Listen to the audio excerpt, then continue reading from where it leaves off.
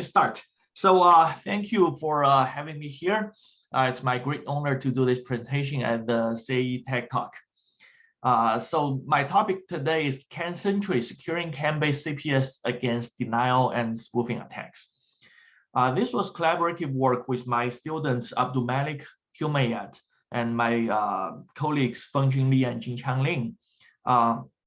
Actually, Abdul Malik was my PhD student. This was a good part of his PhD research, and many of the slides were actually made by him. This paper itself was presented in ESORIX 2020. So let me start. So I think we all know CAN. CAN is one of the most common communication protocols we use in cars, planes, large ships, and industrial applications. And it's kind of the de facto standard for many of these large cyber-physical systems, and used to enable communication between the components in those large systems. One example we can see here is before we had CAN bus, when we have small, our car, they have like close to hundreds of CPUs or ECUs. When we have those ECUs, and when they need to talk to each other, what we do is we need to hardwire those ECUs to each other. Okay, and so it's like a star, or it's peer-to-peer type of physical connection. Each line here actually represents a physical connection. And with CAN bus, what we can do is to wire all the components to this CAN bus. And this bus will enable information sharing among these ECUs or small components. Like in this example, this is a car example. We can say engine control, ABS, and transmission control, everything wired to this CAN bus. And even your dashboard is wired to what we call the high-speed CAN and the low-speed CAN. Okay, CAN buses are used in a very large, very wide spectrum of systems and devices. Okay, from the large ones, from the Dreamliners, and to this small advanced bot robots. Okay, so as we the onboard diagnose port, OBD2 port, this port is now mandatory for the cars, and it is mandatory to use CAN bus. Okay, so this diagnose port actually connects to both the high and low bus. They provide the functionality to examine to talk to the ECUs from a small external device, but they also provide the bad guys, the adversaries, one way to access into your car. So before I go to the tech components, let me briefly talk about how the devices on the CAN bus talk to each other. Okay, so in a conventional peer-to-peer communication system, this is what we do for the internet. So it's always like a peer starts a connection to another peer, and they talk in a peer-to-peer mode. So it's like, so when we look at the packet, each packet in the conventional peer-to-peer communication paradigm has a source and a destination. Okay, it could be a source IP or a source port, but it's always, the communication is always like, I'm Alice, and this is a message to Charlie. So it's always a communication between two peers, and each message always has the source and the destination. On the contrary, for CAN bus, it's different. CAN bus is mostly like a broadcast-based communication system. So there doesn't really has a destination component there. It only has a message ID, which somehow looks like the source. So a message on the CAN bus is more like, hello, this is Alice, and this is my message. Or instead of using Alice, we have a message ID. So this is message ID 10 to everyone. And it's up to the receiver. So here, ECU1 is sending this message to others, and other ECUs will decide whether it is going to accept this message or to receive this message and to handle this message. And here, this message ID not only represents the sender of this message, but it also represents the type of message that is sent. And the receivers, they really rely on this message ID to decide what to do with this message, to ignore this message or to receive this message and process. So on the CAN bus, as I said, it's a broadcast-based bus system, which means everyone or anyone can speak at any time.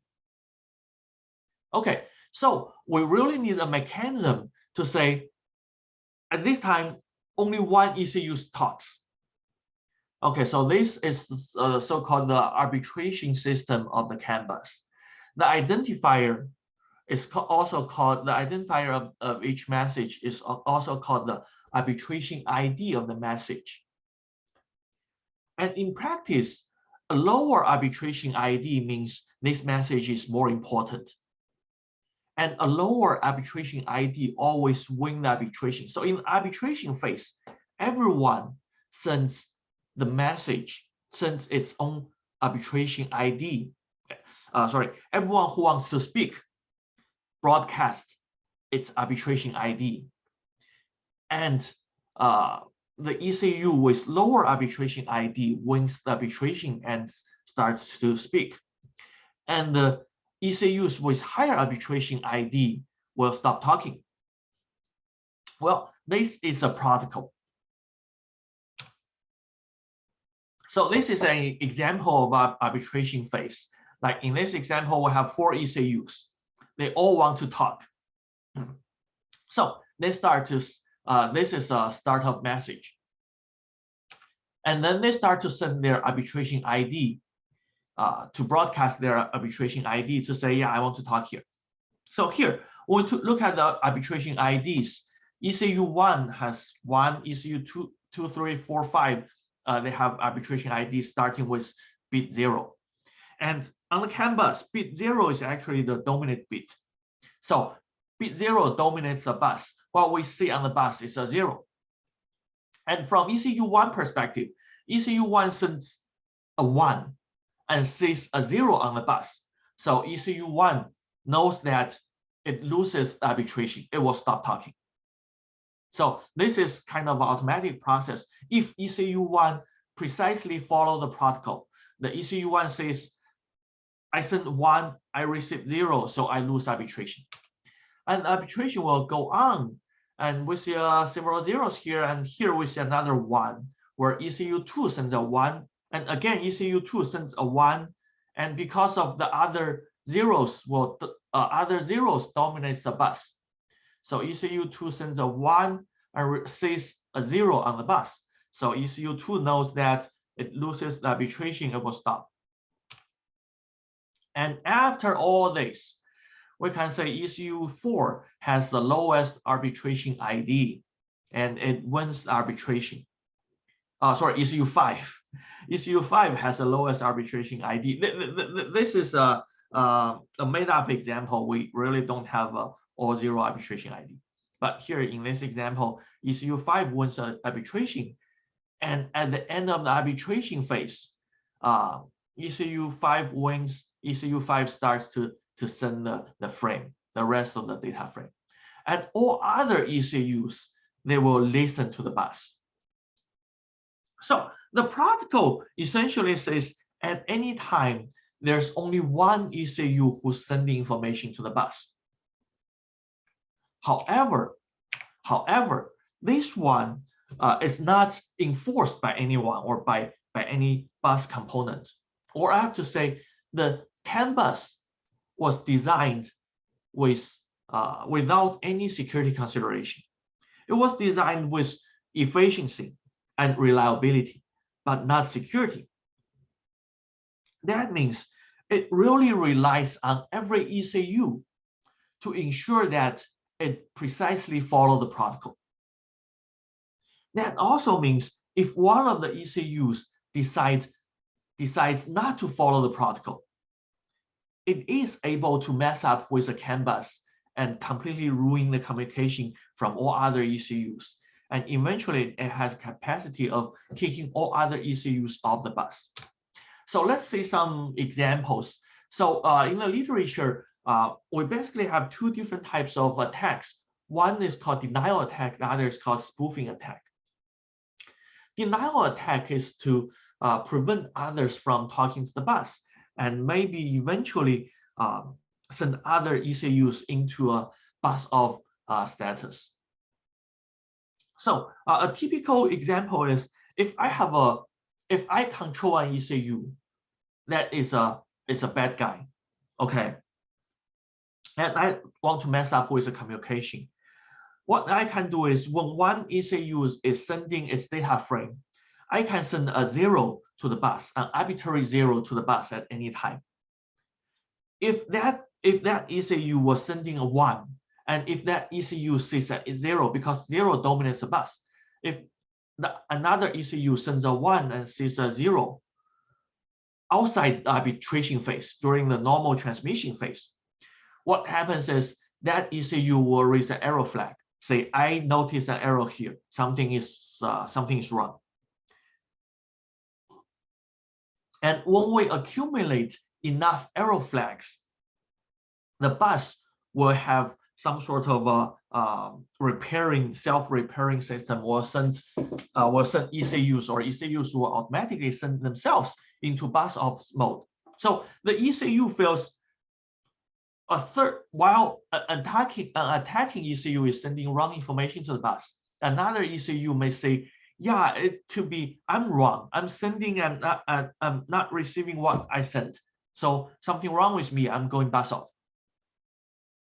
Okay, something like that. And a spoofing attack is a different story. So as I said, there's no authentication or authorization on the CAN bus. So an adversarial ECU could send any arbitrary message on behalf of other ECUs, or any adversarial ECU could send any message on behalf of any arbitration ID. So this was what happened with a Jeep hack at Black Hat. Okay, so the idea was the adversary got compromised the remote, I think that was a navigation system.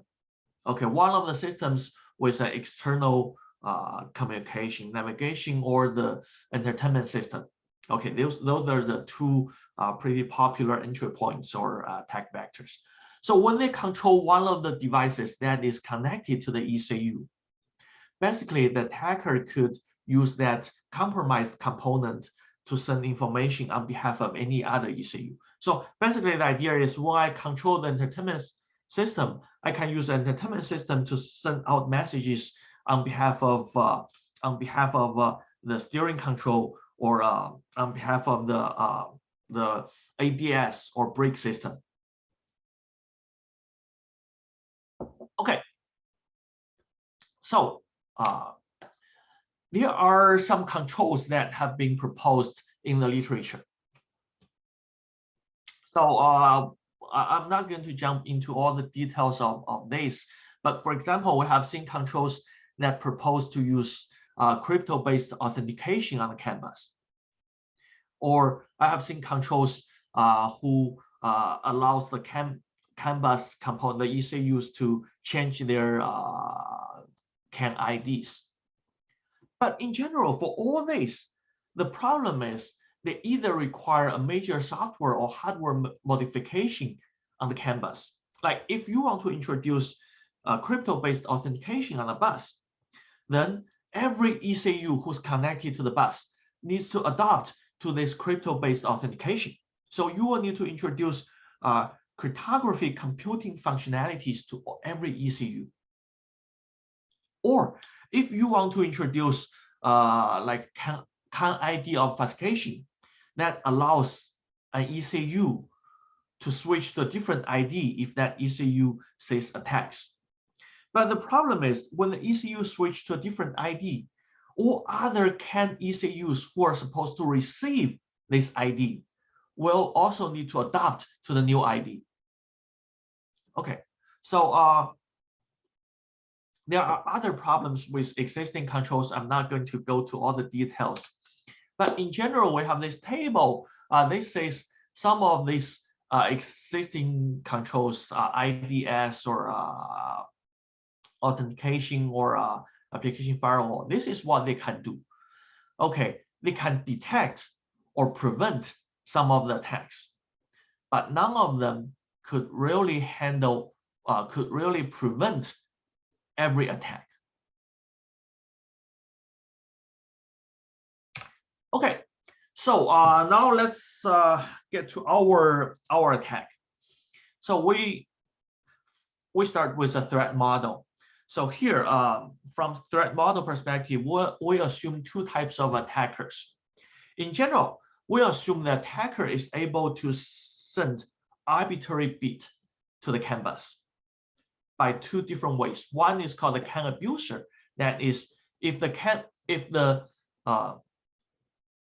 attacker controls one ECU, fully compromise the software of one of the ECUs. And as I said, most likely this could be one of the like navigation system or entertainment system. Those has an external connection capacity, external communication capacity, but they are not well protected.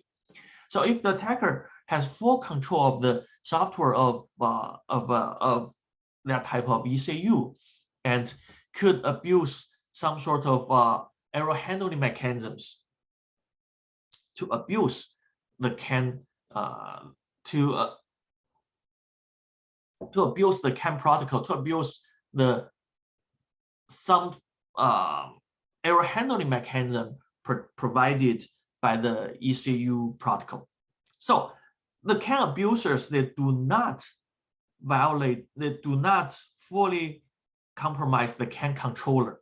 They just compromise the software, but still use follow the CAN controller. The other is a skipper, that is skip the CAN controller. So actually, every ECU talks to the CAN bus through a CAN controller, but this CAN controller could be a standalone software, a hardware, or this could be just a small software component. So the skipper skips the controller.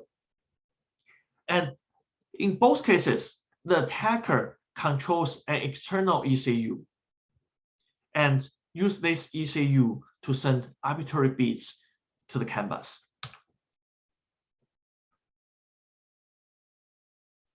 And this ECU, this attacker ECU, could manipulate whatever it sends to the CAN bus to conduct these two types of attacks. One is denial attack. The objective is to deny one of the ECUs from talk to the bus. The other is a spoofing attack.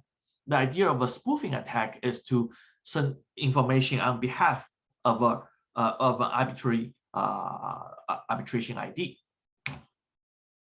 So actually, before we go to the defense, we introduce an interesting attack, what we call a stealthy arbitration denial attack.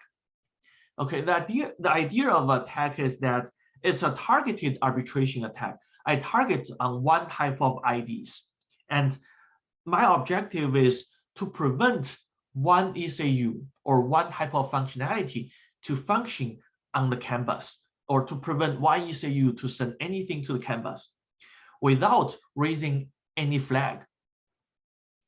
So we want to silence one ECU without anyone noticing that. This is what this is our simulation environment. So here you can see we got a real control cluster from a real car, this is control cluster we bought from eBay. And we have other components. So this is a device that we simulate the attacker, and we use the OBD2 port to talk to the CAN bus. So this is the CAN bus we simulated, and these are the other ECUs we simulated. And they all talk through the OBD2 port to the cluster panel. And in this case, we simulate the CAN skipper, so we skip the CAN controller from the attacker perspective. So the idea of this attack is we monitor the CAN bus, and whenever we see that that ID, the targeted ID is attempting to send to the bus, we send we kick in, and at the very low, at the lowest, at the last high or the last 1 bit of the arbitration ID, we flip it into 0. So that targeted ECU always lose the arbitration. And after we flip that to 0, we send the arbitrary fake CAN frame to the bus. So the CAN bus does not notice any error. So this is an example. The last one is our arbitration denial attack, where you can say there's no error message at all.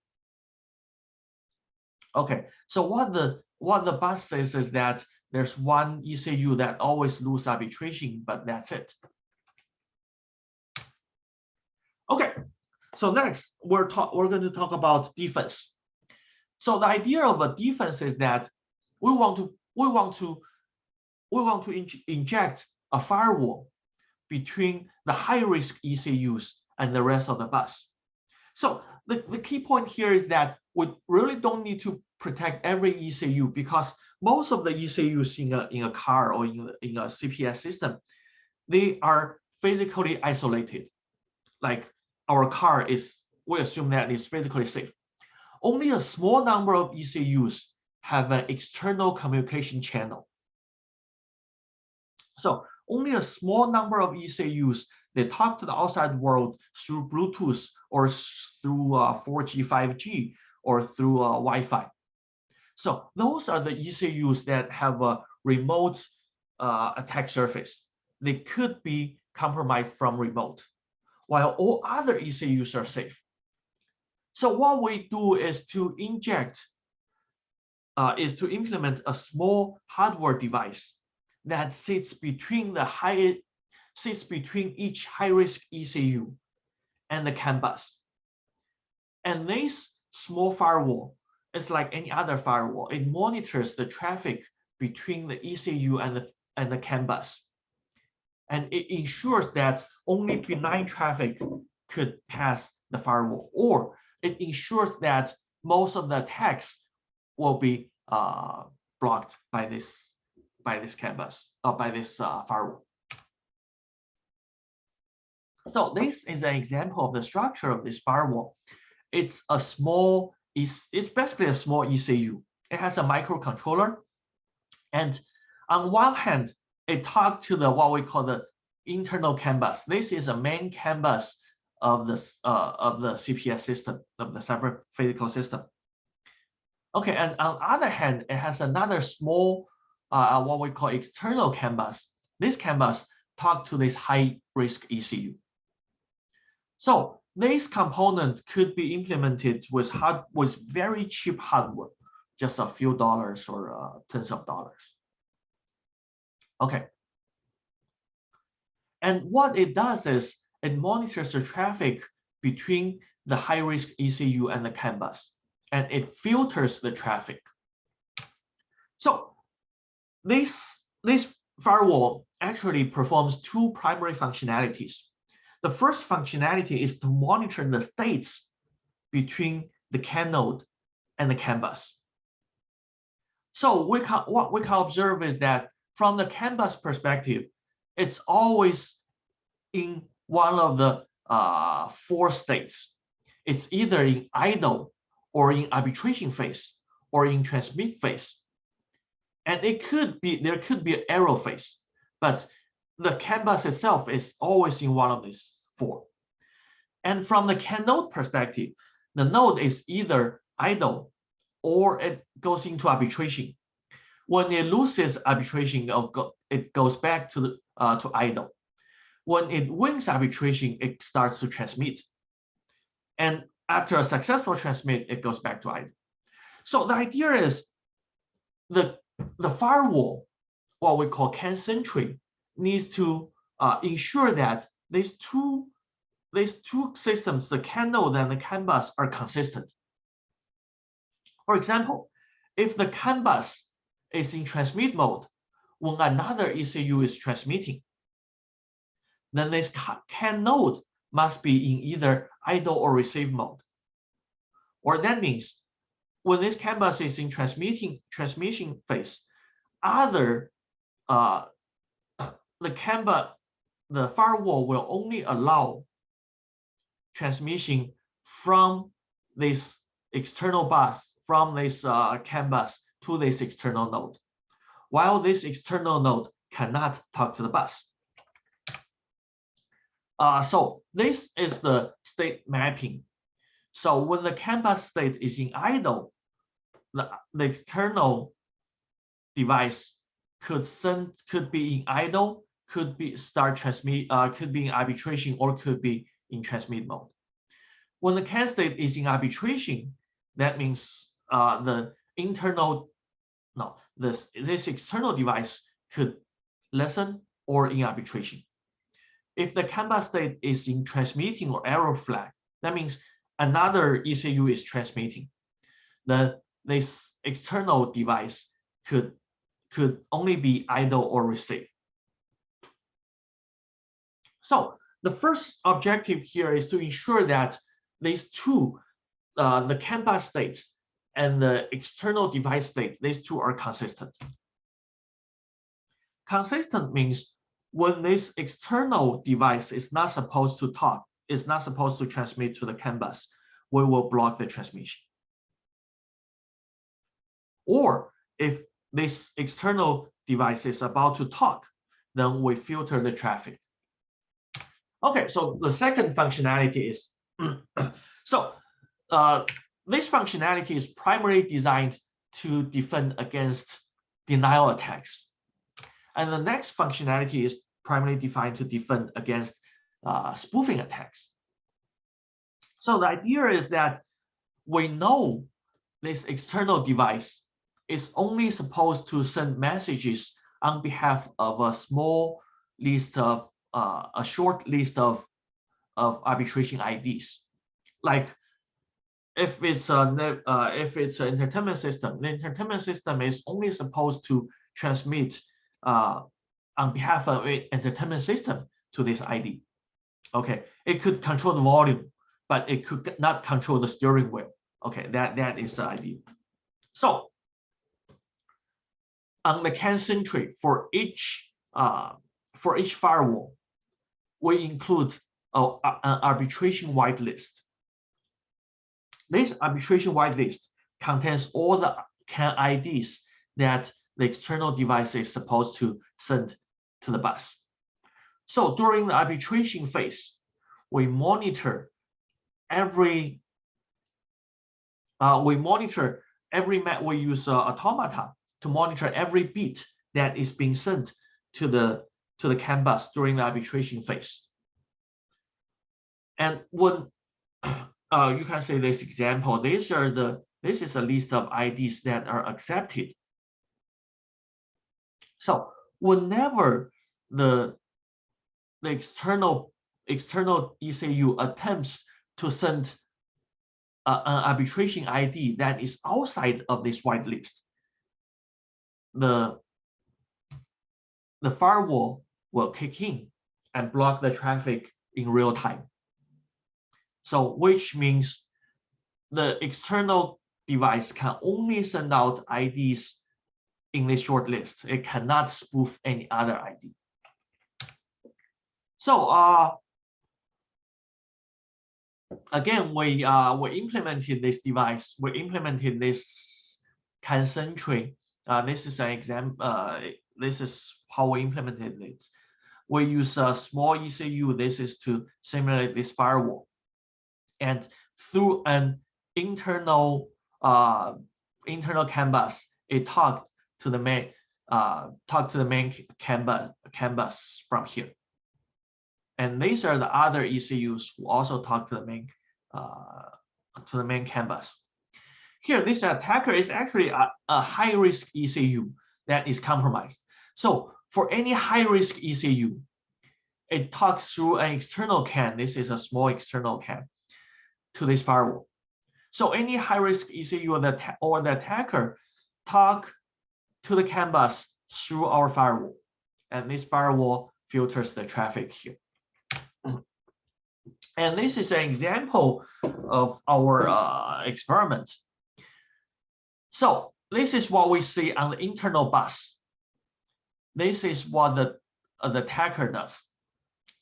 So so this is an example where we can see the attacker attempted to send arbitrary zeros or dominant bits into the canvas. However, we do not see that on the canvas because it's blocked by the firewall. Okay, this is another example of a denial attack where the attacker wants to send dominant bits during the arbitration phase to deny another device from talk to the bus, and again it's blocked. Okay, and this is a third example where we do run the stealthy arbitration denial attack, and again it's also blocked. Okay, so the bus is operating in a normal state. Well, we have a short security analysis on this device. Well, so first of all, this firewall is deployed in a. We assume that it's physically secure because this firewall is actually deployed between an external ECU and the CAN bus. So it's within physically in that server physical system. So it's physically secure. It has two network interfaces. So it has limited communication channel from or to the outside world. So there's not much attack vector that could be used to compromise it. And the implementation of the firewall is very simple. It's pretty straightforward. So it's mostly based on state transitions. So it's unlikely to have significantly software faults, and because it's based on state transitions, actually we're able to run a formal verification to prove that it's secure. So if we go back to our old table, so actually CANSentry is able to prevent most of the attacks that has been presented in the literature. Okay. Okay, so quick conclusion is that we do a quick summary of denial of service and spoofing attacks on Canvas. We propose and implement a new stealthy selective arbitration denial of service attack. This attack will not raise any error flag on the canvas. So it is able to silence a target ECU without anyone noticing it. And then most importantly, we design a CANSentry firewall to defend against all types of denial and spoofing attacks. And okay, quick acknowledgement. We would like to thank our sponsors, NSF and NSA and Repo. And before I stop, let me show you an example, a video of this attack. So let me stop sharing, and then let me share. Yes, let me share this one. Hi, my name is Abdul Malik Humayun. Our talk is about a Can you hear it? Used to detect and prevent a little, but we have the live transcript going too. Oh, okay. Dive right into it. Here we see when there's no firewall. This is our attack. So what you can see here from on the left, this is a screen from a laptop where we use to control the external device to attack. And here we're trying to attack the emergency blinkers. Hacker can attack these signals and stop them. This could be used for brakes system, for the steering wheel. We show you this simple example with the. You can say now this one stops blinking because of this. We're doing this selective arbitration denial of service attack. So we run this attack against this emergency flash.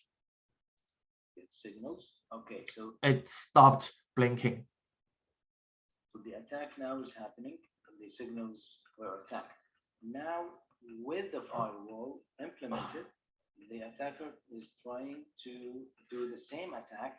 So now we put a firewall in between. Put a firewall in between this attack and this canvas, and now the attack is running, and we still try to attack the same thing. But with the firewall sitting between the attacker's computer and the rest of the bus. Now the attack is about to start. Now it started, and there's no impact on. You can see here the attack is going on, but I hope you enjoy our talk. This is just a simple example. Have a good day. Hi, my name is. Stop. Okay. Thank you very much, and that is all I have to talk about today. Thank you, and I'm ready to take questions.